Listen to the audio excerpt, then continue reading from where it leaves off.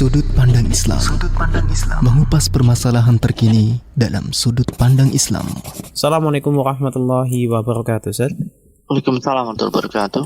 Kita dianjurkan untuk berpegang teguh dengan tali agama Allah agar tidak terjadi perpecahan di antara umat muslim, Ustaz. Tetapi fakta di lapangan berbeda, Ustaz. Di antara kelompok tertentu membenarkan kelompoknya sendiri, Ustaz, dan menyesatkan kelompok yang lain, Ustaz. Bagaimana menanggapi seperti ini, Ustaz? Apa yang harus kita lakukan untuk menjaga dan mempersatukan perpecahan di tengah umat, Ustaz? Mohon penjelasannya, Ustaz. Ini pertanyaannya bagus sekali. Ya, bukankah Allah Subhanahu wa taala berfirman memerintahkan untuk berpegang dengan tali agama Allah, maka itu benar. Wa'tasimu bihablillah. Bukankah Allah melarang untuk berpecah belah? Betul sekali. Allah Subhanahu wa taala melarang untuk berpecah belah, wala tafarraqu.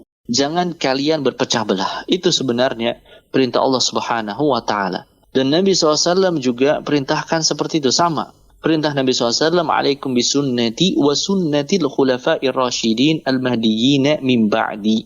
Nabi SAW dalam sabda yang hadhihi sabilullah.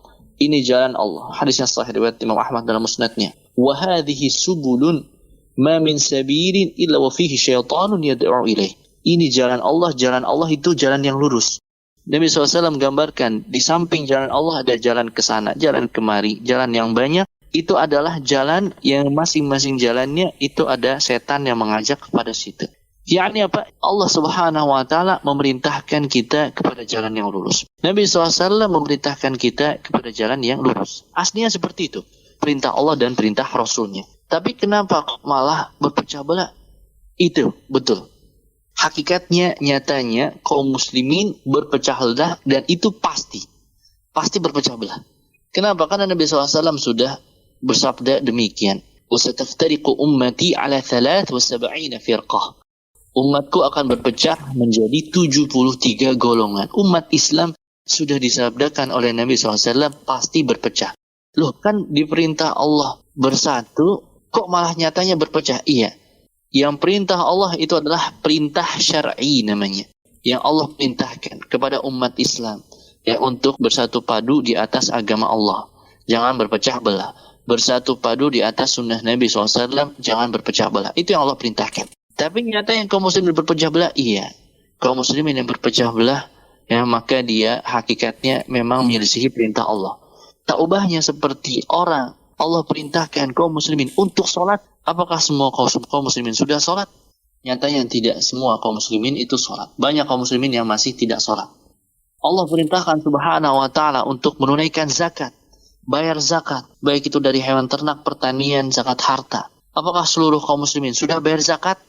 Nyatanya kan tidak demikian. Masih banyak kaum muslimin yang tidak bayar zakat. Maka seperti itu. Aslinya perintah Allah Subhanahu wa ta'ala untuk bersatu padu di atas akidah yang benar, di atas agama yang benar, di atas Al-Quran, di atas sunnah Rasulullah SAW, itu kewajiban kita. Maka bagaimana kewajiban setiap muslim? Maka dia beragamanya mencari bagaimana yang Allah firmankan, bagaimana yang Rasulullah SAW sabdakan, bagaimana yang dijelaskan oleh para ulama ahlus sunnah wal jamaah tentang akidah yang benar. Ya, maka itu kewajiban setiap muslim. Kewajiban setiap muslim seperti itu.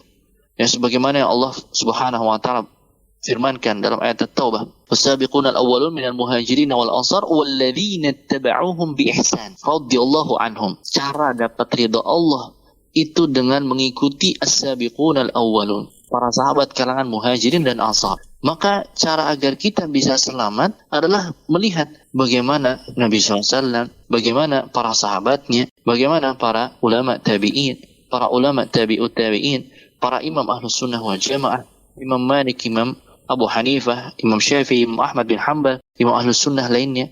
Itu kewajiban setiap muslim. Kewajiban setiap muslim adalah seperti itu. Dia mencari mana jalan yang benar, bagaimana jalan yang benar, yang sesuai dengan Quran, sesuai dengan sunnah Rasulullah SAW, yang dijelaskan oleh para ulama ahlu sunnah, lalu mengamalkannya.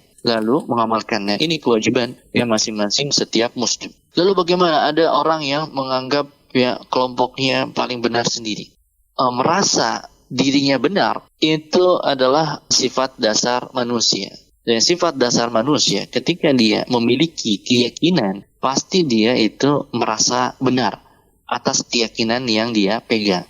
Bahkan Fir'aun yang begitu sesatnya, Allah hikayatkan perkataan Fir'aun, demi Allah, aku tidaklah memberi kalian petunjuk kecuali kepada jalan yang lurus. Fir'aun saja mengaku kepada jalan yang lurus. Ya, Fir'aun yang begitu sesatnya, begitu kufurnya, itu dia mengaku mengajak kepada jalan yang lurus. Memang itu sifat dasar manusia, ketika dia sudah meyakini sesuatu, maka dia pasti merasa bahwa itu adalah pegangan yang paling benar. Kenapa? Kalaulah dia menganggap bahwa ada yang lebih benar daripada yang dia yakini sekarang, pasti dia sudah berpindah. Maka wallahu a'lam, saya mewasiatkan kepada jamaah kaum muslimin dan juga diri saya sendiri, maka hendaknya kita disibukkan bagaimana agama Allah yang benar, bagaimana yang Allah firmankan, bagaimana yang Rasulullah SAW sabdakan, bagaimana yang diajarkan oleh para ulama Ahlus Sunnah wal Jamaah, kemudian kita mengikuti. Maka itulah yang sebenarnya yang paling penting. Dan Allah Subhanahu wa Ta'ala akan hisab kita berdasarkan hal tersebut. Adapun klaim ini, klaim itu, semua orang itu bisa mengklaim. Maka klaim itu tidaklah bermanfaat sama sekali di sisi Allah Subhanahu wa Ta'ala. Yang bermanfaat di sisi Allah Subhanahu wa Ta'ala, bagaimana keyakinan kita yang benar, bagaimana pula amalan kita yang benar. Apakah itu sudah sesuai yang diajarkan oleh Allah Subhanahu wa Ta'ala dalam kitabnya, dan juga diajarkan oleh Rasulullah SAW dalam sabdanya. Wallahu a'lam.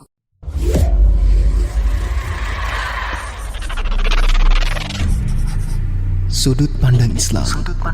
Mengupas permasalahan terkini dalam Sudut Pandang Islam.